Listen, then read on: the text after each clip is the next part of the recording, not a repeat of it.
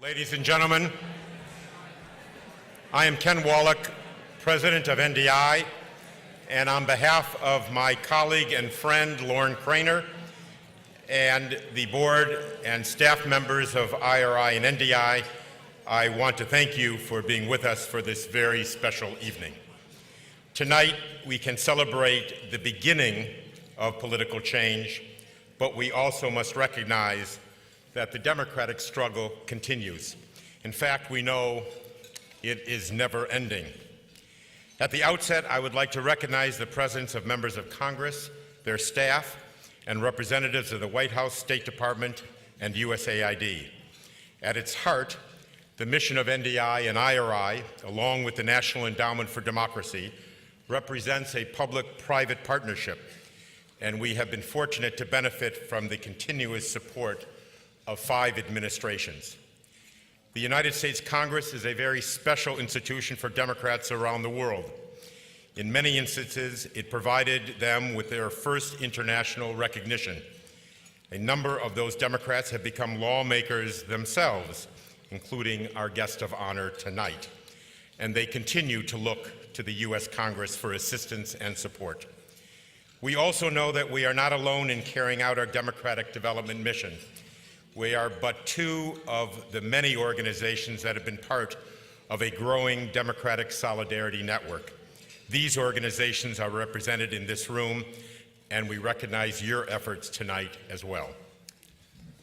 I'm Lauren Craner, IRI's president. Let me join my friend Ken in welcoming all of you here tonight.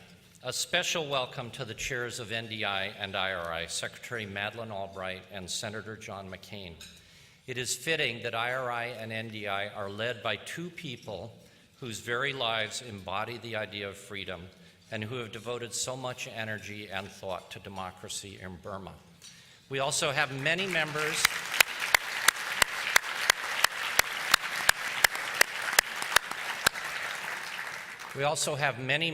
of the boards of IRI and NDI here with us. Ken and I would like you, in the spirit of the evening, to stand together at this time, if you would. Thank you.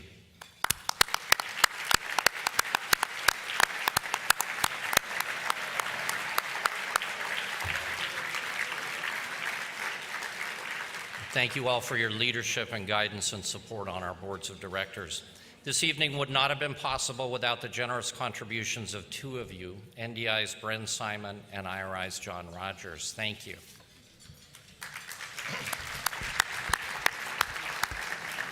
Lauren and I are thinking of taking this act on the road. We do, matter of fact. With less than 7 weeks before our own elections, this gathering may seem to many as an oddity, to others an unnatural act. To us, however, this type of cooperation in our democratic development mission is an everyday occurrence. But even if it weren't, Burma and the leader we honor tonight would have brought us together anyway. From an overseas perspective, our 2 institutes are known as American chapters of an international club of democratic, small d, political parties. This standing has enabled us to develop relationships with parties, parliaments, governments, and civil society, all dedicated to the notion that democratic partnerships, democratic government, and yes, democratic politics are a central end of human development as well as a means of achieving it. We have learned many things over the past 3 decades. Perhaps the most important is the understanding in this growing interconnected and interdependent world, democratic progress is inseparable from democratic cooperation. We are proud of our respective party roots, but as the language of democracy has come to influence the discourse within and between nations, the growing relationship between our organizations has become not only commonplace, but indispensable. And this evening, we are honored to celebrate this democratic cooperation, democratic solidarity, with someone of great courage, compassion, humor, persistence, and pure stamina. As Ken noted, we've come together this evening to honor a legend of liberty, Burmese opposition leader Aung San Suu Kyi. It has been a privilege over the last 2 decades for us to assist her courageous cause. And tonight we pledge to Aung San Suu Kyi that as you wish, our assistance for Burma's democratic transition will continue. Ladies and gentlemen, this evening you were welcomed here jointly by the idealistic and pragmatic men and women of the National Democratic and International Republican Institutes. But you should know that at this very moment, in different time zones around the world, our staffs, Republicans and Democrats, are working together as Americans. They have for many years joined forces to assist the George Washingtons and Thomas Jeffersons of places like Burma, Zimbabwe, Cuba, and Belarus as they strive to bring liberty to their countries. By working together, NDI and IRI give two important messages about democracy. First, that political competition is essential, but that the losers live to compete another day. No one should go to jail or be exiled or shot because of who won. And second, that once elections are over, people should come together to solve a nation's problems. Those are novel concepts in many of the places where we work around the world, side by side. We do so proudly. Now, ladies and gentlemen, enjoy briefly your meal. Senator McCain will resume our program in approximately 20 minutes. Welcome. Bon appetit. Secretary Albright, ladies and gentlemen, good friends and honored guests, and our most distinguished guest of all, Aung San Suu Kyi, good evening. And on behalf of the International Republican Institute, welcome to a very special event. You know, all of us have a tendency at times to use words like heroic and extraordinary to describe many occasions that probably don't warrant the honor.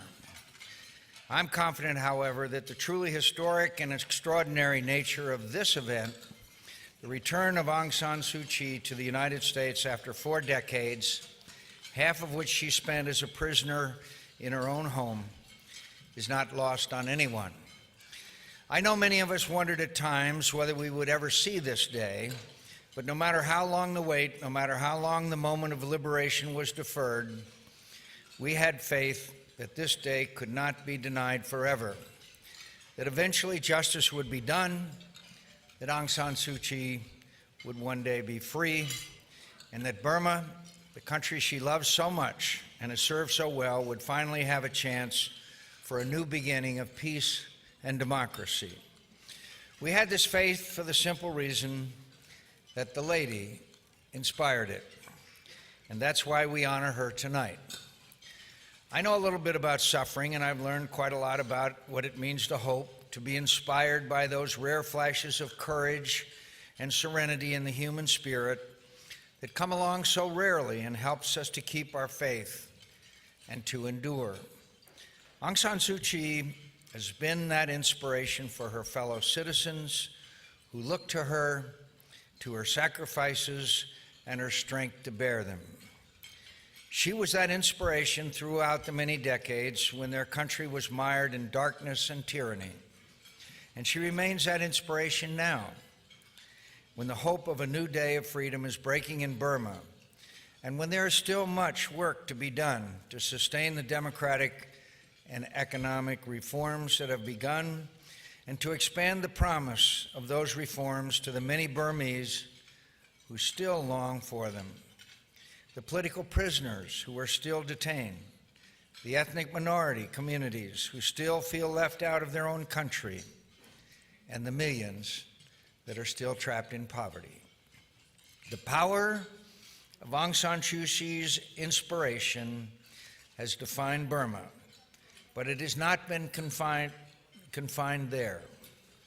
Hers is a global appeal to the North Korean citizen who is choking for freedom in that totalitarian system, to men and women in the Arab world who are rising up to change the character of their countries, to the millions of long-suffering people everywhere who believe that freedom and human rights are inalienable for them too. To all of these people, their world feels more hopeful, their adversities more bearable, because now they know of Aung San Suu Kyi. And if I could end on a personal note, the lady we honor tonight has been and remains a personal hero and an inspiration to me. I've known quite a few brave and inspiring people, but none more than the lady. I first met her 15 years ago when she was permitted to leave her house briefly to speak with me at the residence of the U.S. Charge in Rangoon. I was not prepared for her. She was exquisitely polite and graceful. She spoke softly and calmly, the picture of gentleness and serenity.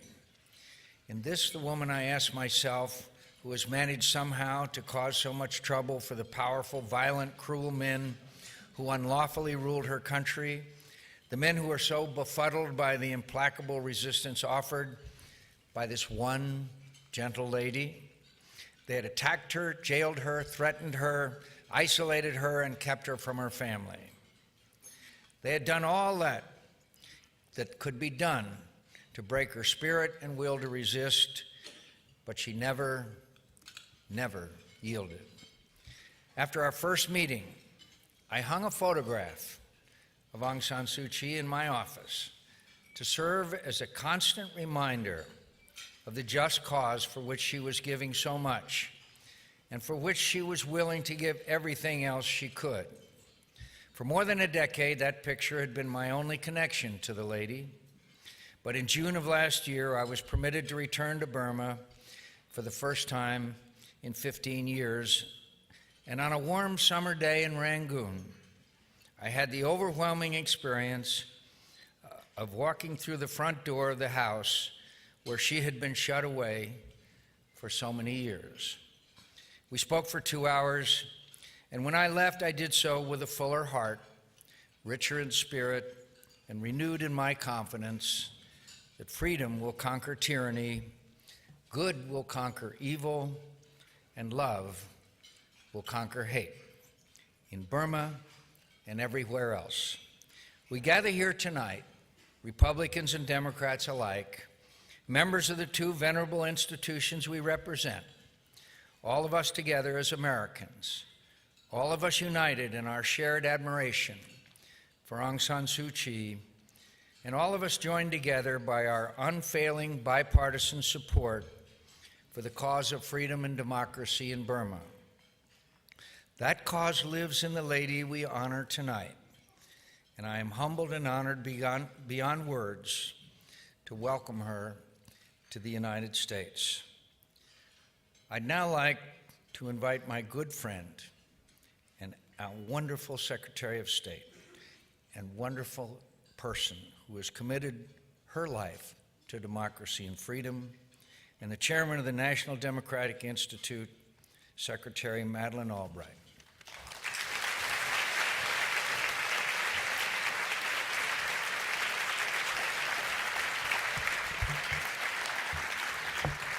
Thank you very, very much, Senator McCain. My good friend, I think that kiss may repair a lot of things, so thank you very much. I am delighted to be here and very pleased to see so many friends. Senator McCain and I, as counterparts, have spent a lot of time together, and it is wonderful for NDI and IRI to be together, especially here in honor of our fantastic guest. I have spoken about Aung San Suu Kyi, my dearest friend, dearest Sue, on many occasions in the past, and have often had the privilege of introducing her in the form of an inspiring but nevertheless pre-recorded video message delivered from afar. In 1996, on behalf of the National Democratic Institute, I gave her our organization's highest award, in absentia. And so tonight, I think I speak for us all when I say to this amazing woman, welcome to Washington, but what on earth took you so long?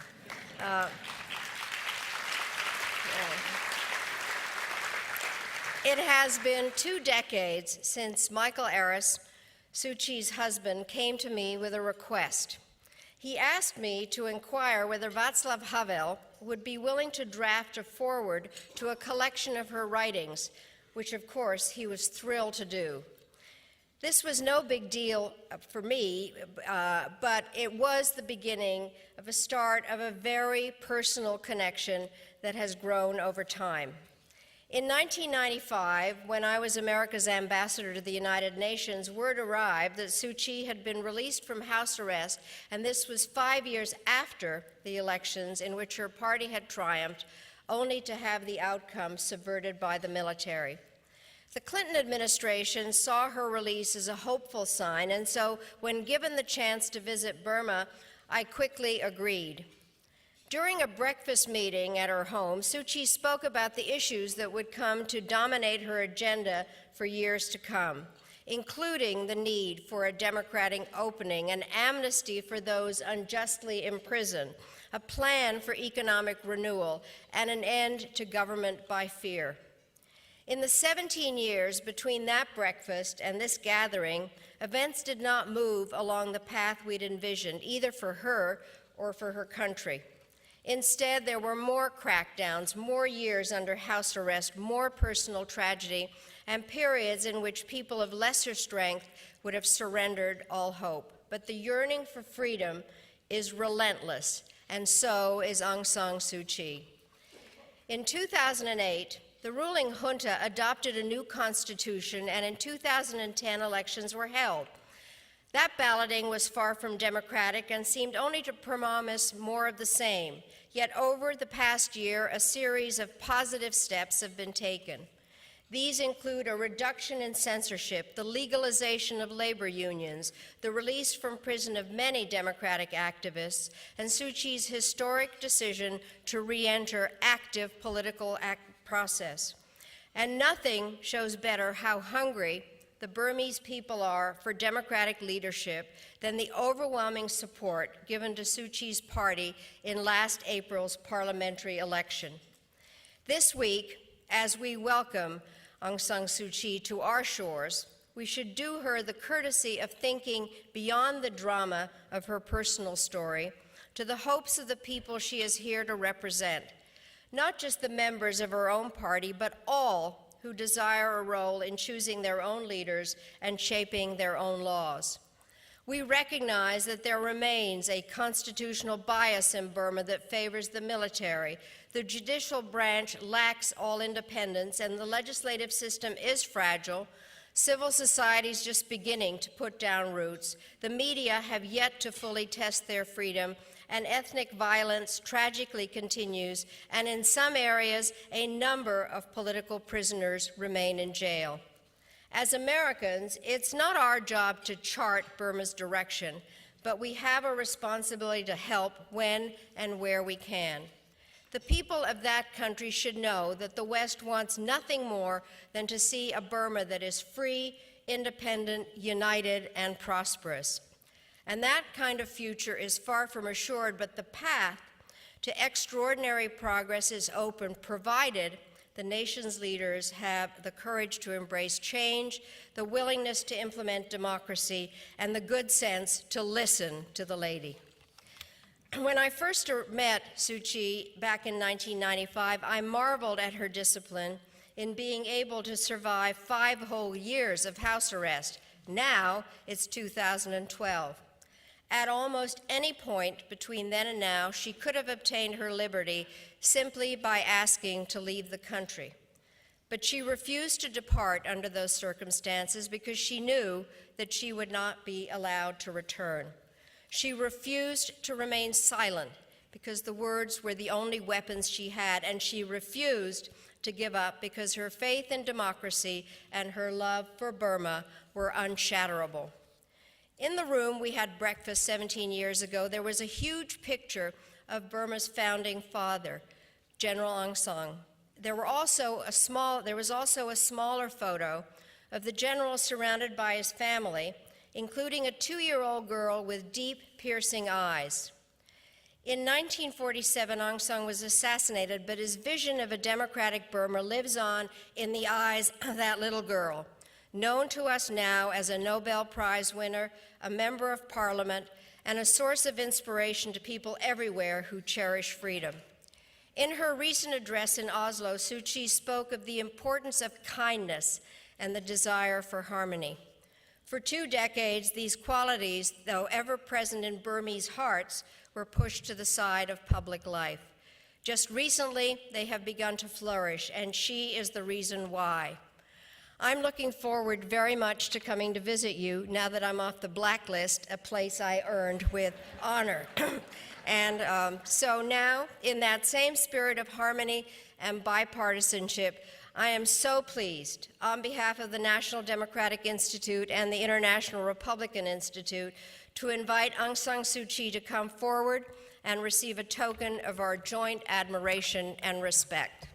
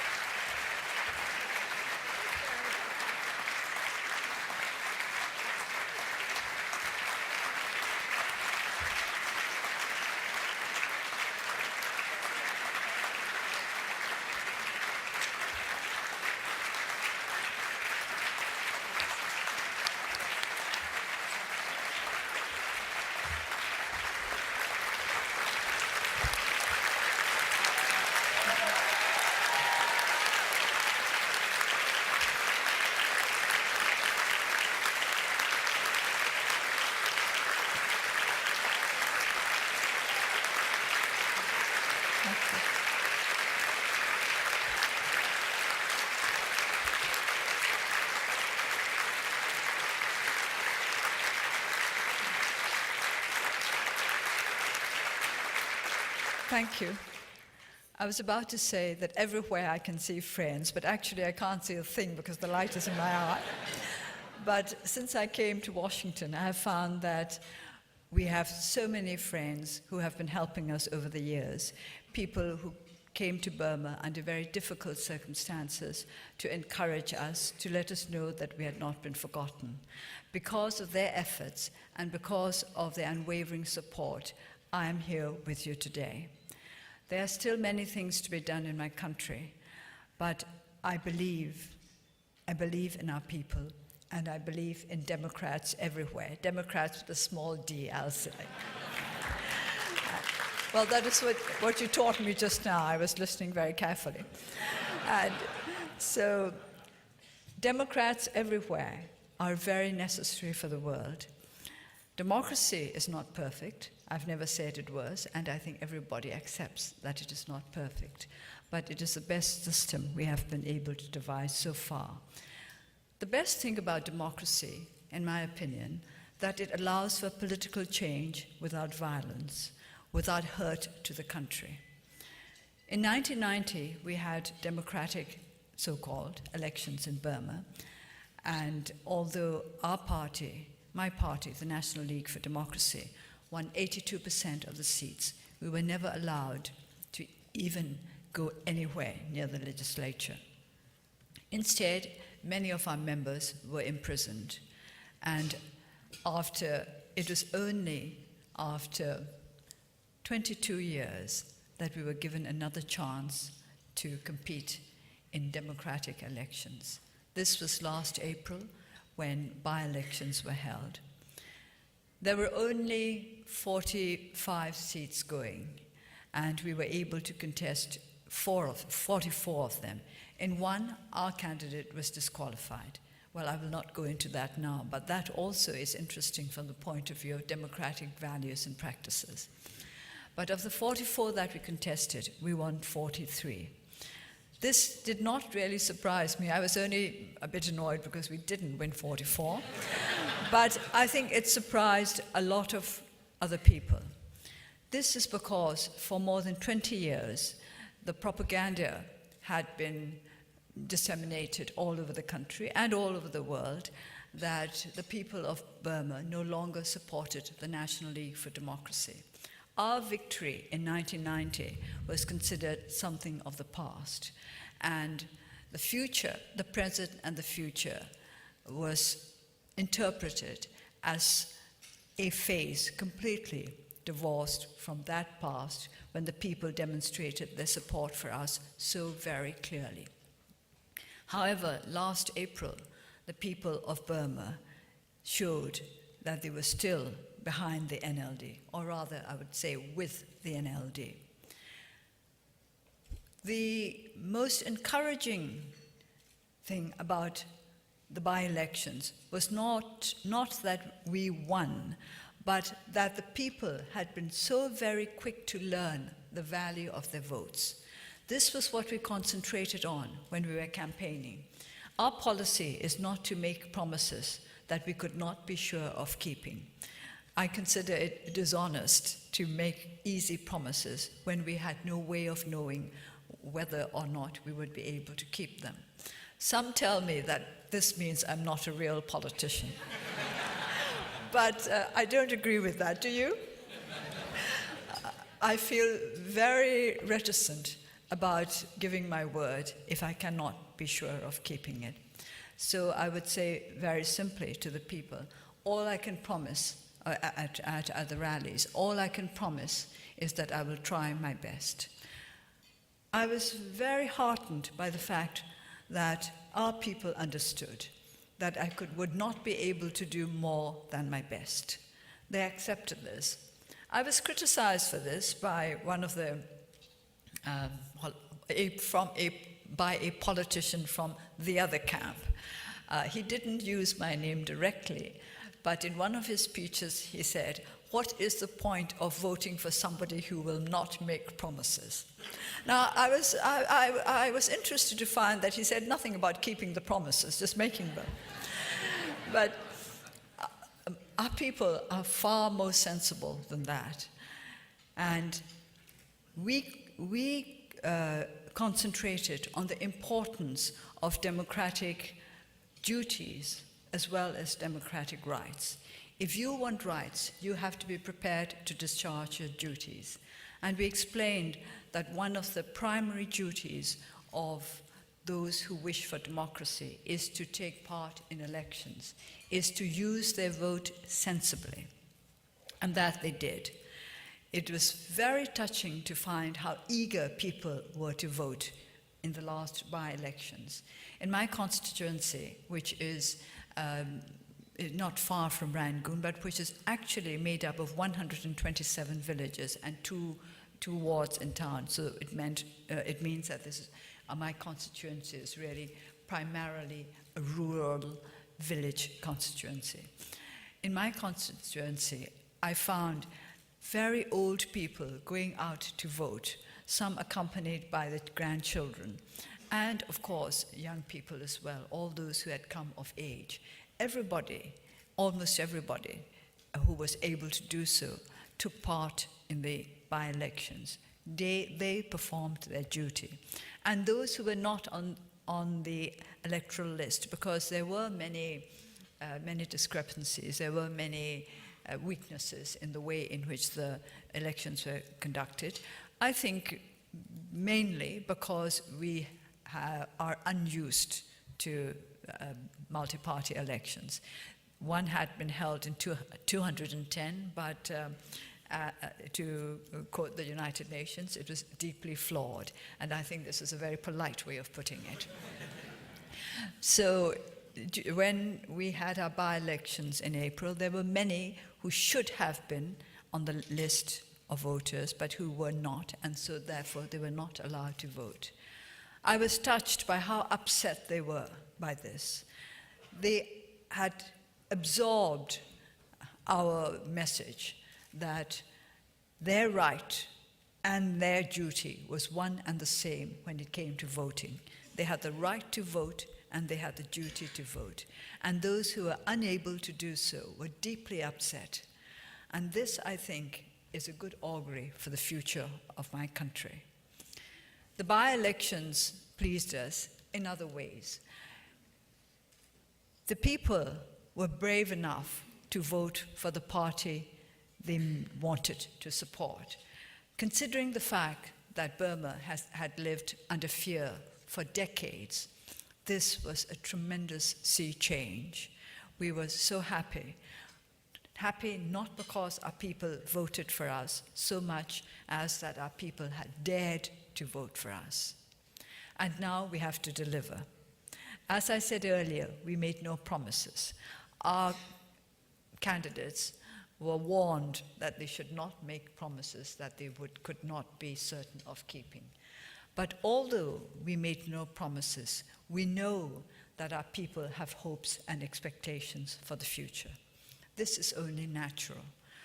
They would not have voted for us if they had not thought that we would be able to make their lives better. And this is what we want to do now. Burma is at a stage when we can go forward and do great things. At the same time, there is still the possibility that we will disappoint our people, that we will dash their hopes, either by not bringing about change quickly enough or by bringing about change in the wrong way. Speed is not of the essence, but it does matter. Even though we have explained to the people that we cannot change everything overnight, they have the right to expect change within a reasonable length of time. There have to be short-term improvements as well as the long-term ones. If we can show our people that there can be improvements to their lives in the short term, they will be prepared to wait for the longer-term changes that they wish for. I'm most concerned about the young people in my country because they are our future. Unless we have the kind of young people who will be able to take over the responsibility of building our nation when their time comes, we will not be able to rest in peace about the way in which our country will be going. This means that we have to look to education and to health. A month or so ago, I went to a village and spoke to some villagers there about their needs. I was astonished by what one mother said to me. She was in tears because she could not send her children to school.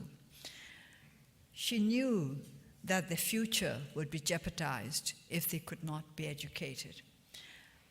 Others too spoke of the children's education, but what struck me was few spoke about their health.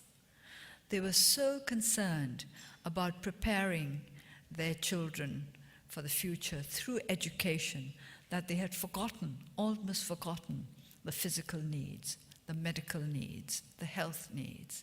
I explained to them that it was not enough to have educated children. They had to be healthy. If their children were educated but unhealthy, they will not be able to use the education that they had acquired, either for their own good or for that of their community. So health and education are the essentials of a strong, healthy, younger generation who will continue with the process of democratization. Because I think that process will go on for a very long time. We now talk about the process of democratization in the country, and people ask me whether or not I think that is irreversible. Of course, everything is reversible. You must not forget that Burma was once a democracy, but that we came under military dictatorship and lost our democratic rights and democratic institutions. So nothing is actually irreversible. But we have to get to the point where stopping the process of democratization or turning back would be far too painful for anybody to contemplate. I would say that in theory, democracy is reversible, even in the United States. But I doubt that any one of you here spend restless nights worrying about a reversal to your democratic process. Because it is a process. We will have to keep going on, continuing to build up our democratic institutions and to assure that our people keep aware of their democratic rights and their democratic duties. I would like to appeal to our friends here and all over the world to help us to build a secure future for our nation. We need most help in health and education, but also we need help in other areas. For example, communications. When I say communications, I'm not talking of IT. I'm talking about roads. I'll talk about IT later because roads come first. We have poor roads all over our country. In my constituency, during the monsoons, the roads are so bad that some children are unable to go to schools which are situated in villages other than their own. This means about 5 months without going to school. We were one of the needs of my constituents are roads. I have to tell them that it is not very easy for us to construct new roads. This is a job that is usually done by the government. But we will try our best. We have tried our best to help our people as best we can, to make them self-reliant, to make them understand that they can do things for themselves. For example, when water is also in great need. You would not think so. You would not think that a country where it rains for about 5 months of the year would have problems about water. But we do, because sometimes the water is brackish. It's a question of not enough potable water. So we started out by digging wells. But when we dig wells, we set conditions. Well, first of all, we have to make sure that the well will be dug in a place where most of the villagers would be able to access easily. It should not be in anybody's private property, and it should be not too far away from the thickly populated areas of the village. And then we, of course, have to make the condition that the water has to be potable. I mean, if the water is brackish, if we don't have enough fresh water available, we do not go on with the digging of the wells. But we also set a fourth condition, that the villagers should be prepared to form a committee to take responsibility for the upkeep of the well, and that they have to be involved in all the preparations for the digging and for the maintenance. In this way, we seek to democratize our people, to make them understand not only that they have a duty to look after their own community, but they also have the ability to do it. In these small ways, we have been working since April to do our best to make our people self-confident and self-reliant. Until our people believe in themselves and believe in their ability to sustain a democratic system, we cannot say that we have achieved democracy. I have been talking about the communities, how we are trying to teach our people to live in democratic communities. But we also have to think, of course, and very seriously, about democratic institutions, the executive, the legislature, the judiciary.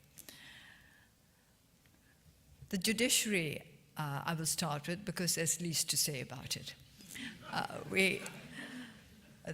The judiciary is the biggest problem in Burma. For years, we have suffered from lack of independent and clean courts. This still prevails.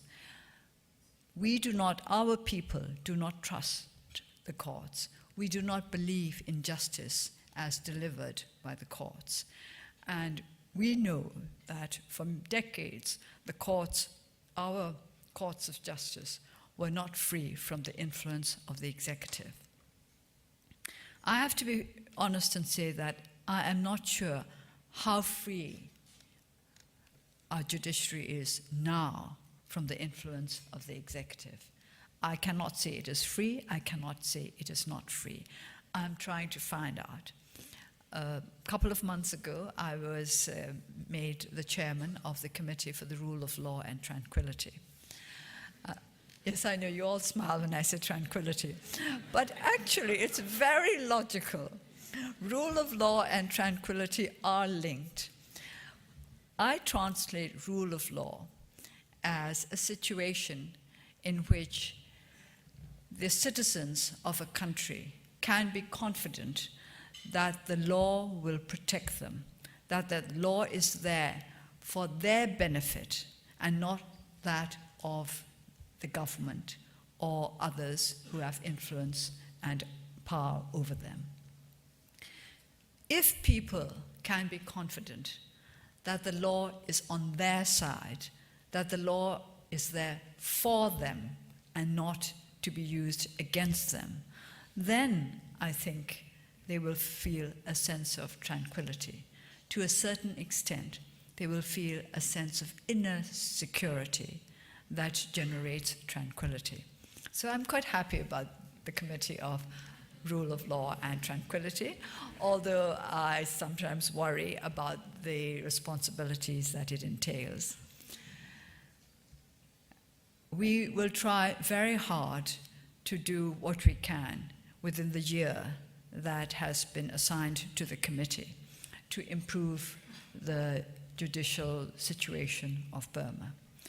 This involves not just the courts of justice, but lawyers, policemen, other security forces, the education of lawyers, the administration, and the dissemination of knowledge that our people might know what their rights are and how they may be able to get access to the protection of the law.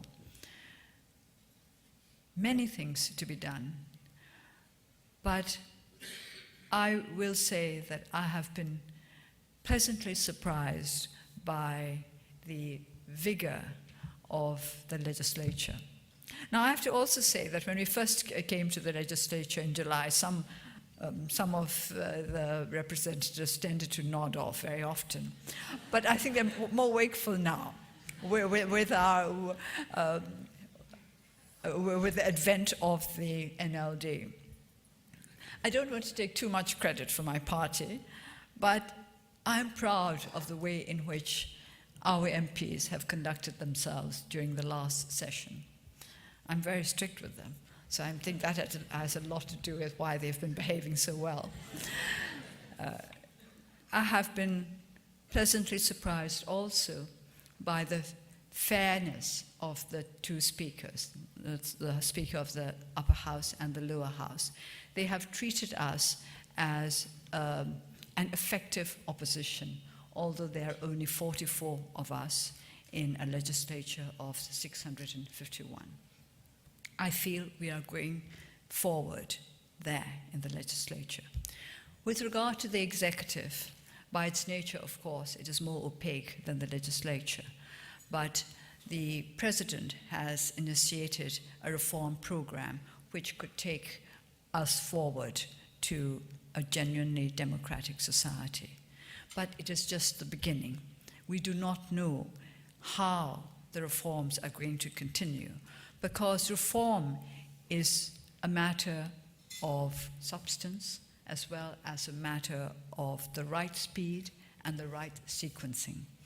Reforms are difficult and complex, especially in a country like mine, where we have not known what reform meant for many, many decades. Too much is expected in too short a time. But we have to explain everything to the people. This is what we have to learn as part of the democratic process, that those who are in power have a duty to explain to those who put them in power, because that is how democracy works. Those who are in power because the people have placed them there through free and fair elections. And so those who are in power have a duty to explain to those who voted for them why they are taking the measures that they have chosen to take. This is essential. And also, those who voted the government into power have to understand how to ask questions. You would think that asking questions was a very simple matter. It may be in the United States, but not in Burma. Our people are now having to be taught to ask questions. It has not been part of our social practices for the last 50 years to ask questions of those in authority. So we have to start with such elementary lessons as how to ask questions. I don't think it's so simple. Sitting in the legislature, I have been surprised at what the questions are and what the answers are. They sometimes seem to have nothing to do with one another at all. It is incredible. Sometimes I don't quite understand what the questions are anyway, because they go on for such a long time that by the time they come to an end, I've forgotten what the beginning was about. And I suppose that is why the answers are quite different from the questions, that the person who answers also does not know what the question was about. But these are things that we can learn and enjoy learning. And I found that our people enjoy learning. Everywhere, all over the country, wherever possible, we have tried to set up courses for young people, courses designed to teach them to take part in democratic practices. But these courses are very simple and very limited, and certainly are not enough for us to use as a foundation for the future. And this is again where we need help from our friends. How to train our people to cope with democracy. I don't mean how to train our people to fight in the democratic way. I think they know that already. But we want them to be able to resolve their problems without turning it into a fight. We want people to understand that where there are problems, there should be solutions. And that is where the challenge lies, in overcoming the problems, not in avoiding problems. Problems cannot be avoided. So there is so much for our people to learn. When people ask me, what does the future hold for Burma? Then I would say, the future holds out a lot of hope for Burma. But for that hope to be realized, we have to work very hard, and we have to invite our friends to help us. I know that the world has been kind to Burma. I know how much goodwill there is towards us, how very much the world wants us to succeed. The world wants a success story, a happy ending. And we want to be that success story, that happy ending, which will make our friends feel that the years in which they've worked so very hard to promote democracy in Burma have not been in vain. I think I've taken up more than my share of time. I want to thank all of you very much for coming here to encourage me, to support me, and to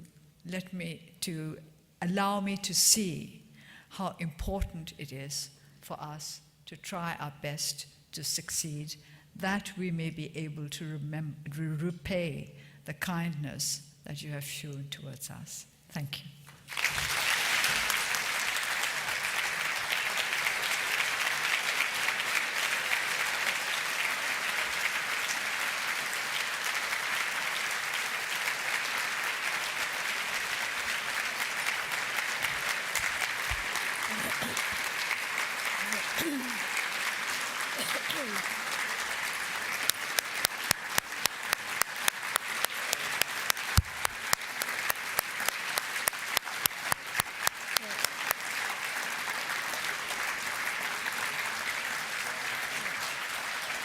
Well, I think we have our marching orders and our example.